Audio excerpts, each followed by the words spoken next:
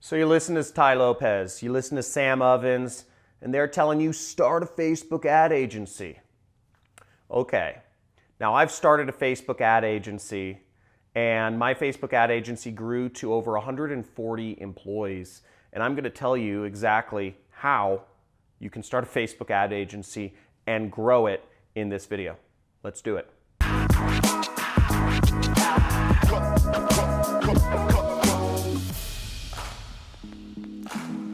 Facebook ads, they've treated me really well. I've been doing them since 2011, and I've made a lot of money as both an agency and as an affiliate marketer using Facebook ads, so really, really love them. Now, I started the agency, but with my partner, Steve Weiss, who has gone on, and I don't work with him anymore, but he rebranded the agency as Mute6, and he's grown it to over 140 employees. It's the best Facebook marketing agency around right now. Now, I'm going to go over some techniques of how you can build your own Facebook marketing agency using the tactics that I and Steve used to grow our agency. Now, the first step is you need to either be an expert or you need to find an expert in Facebook advertising, okay? To be an expert, you can go through a lot of courses, but really, I would suggest if you need to get your hands dirty. So you could work for another company, work for another agency, such as Mute6, and learn Facebook ads from people who are masters of it, doing it every day.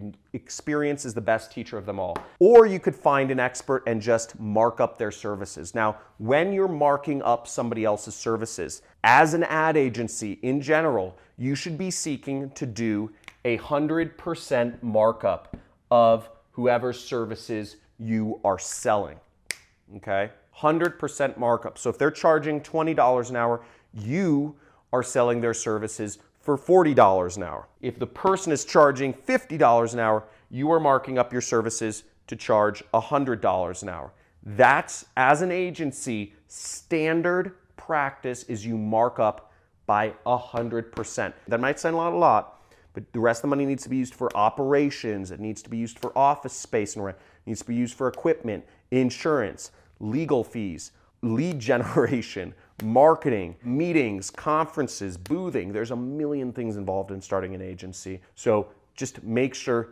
don't shortchange yourself. You should only ever be marking up people's labor and time at 100% if you're running an agency. The second step is you need to identify where your clients are, okay?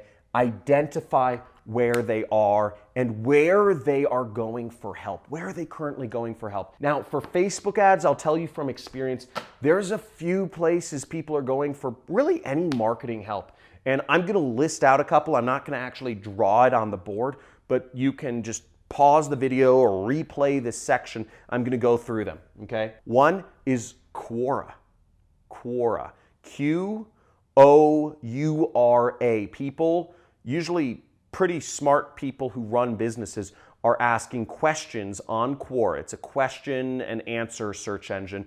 And you can find people that are asking questions. They're saying, how do I make my Facebook ads profitable? How do I advertise on AdWords? How do I do whatever? And you can go in and you can just answer people's questions for them. Same thing with Yahoo Answers, but Quora seems to attract a really highfalutin type of, business owner or investor type person, So you can go on Quora, answer a bunch of questions, you'll get authority on there, and it will come back to you in clients. I remember we got, some clients for my agency at the time from just people finding our answers on Quora and saying, you sound like a smart individual.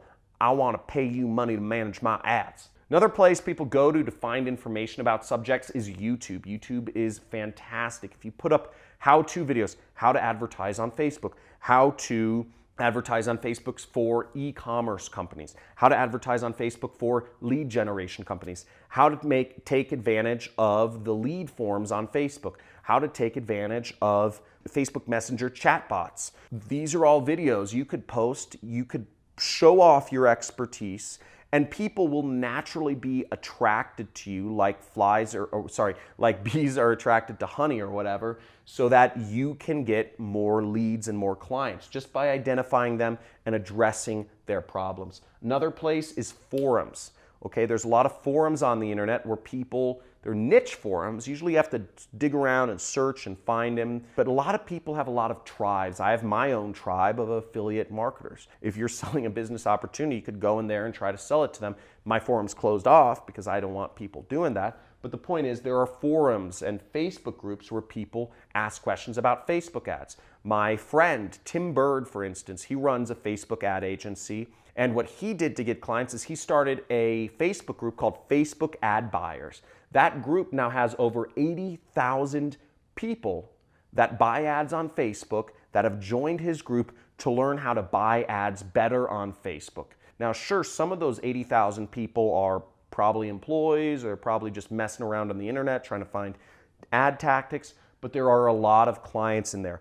And if you just say 1 out of every 100 people in that group runs a business doing Facebook ads, that's over 800 potential clients. He has an endless, and it's much more than that for him. He has an endless supply of potential clients for his business. And since he started the group and he moderates it, he is the authority on all things Facebook ad related within his group. Great strategy. Another way is help desks, okay? So if you, let's say you use Salesforce or Infusionsoft, different CRMs, different CRM or even Facebook ads. If you go on Facebook ads, you'll see there's, you can usually write comments or people post up questions. If people are asking questions about Facebook ads, you can answer their questions on help desks. Again, part of this is about where are your customers going when they are in pain, when they're looking for answers to these things. Other places can be business associations or business meetings or conferences, such as I was just at this conference called Funnel Hacking Live. It's for people, users of ClickFunnels. There are 5,000 people there that many of them advertise on Facebook because we're all running marketing, largely online advertising related businesses. So a lot of us are looking for help with Facebook ads. I hired 3 Facebook ad agencies at that conference, okay? So just because there are other Facebook ad agencies at some place doesn't mean there aren't people like me who will just go to a conference. I literally just went there to find more ad agencies to hire because I figured if somebody is there, if somebody attends this conference, they're smart, they're looking to learn, they're involved in the community, they're used to working with ClickFunnels, and they'll need to know how to work with ClickFunnels if they also want to do my Facebook advertising. Great place. But, for instance, other CRMs, I'd say Salesforce or other, Infusionsoft. Salesforce and Infusionsoft are CRMs that focus on either companies that have sales floors or companies that have, like marketing operations. And if a company has a sales floor or a marketing operation, they are a direct response company and they measure dollars in, dollars out, or they have a significant presence and they have a lot of money to spend on advertising. So those are great places to go. Now, once you've identified where your people are, what you want to do is you want to give value, okay?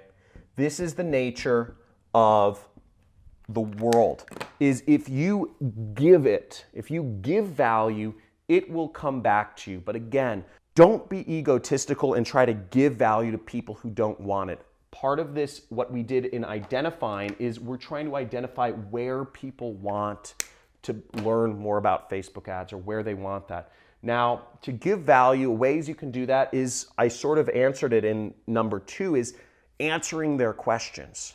Answering their help desk questions, going on there and just saying, hey man, here's how you'd optimize that ad campaign more.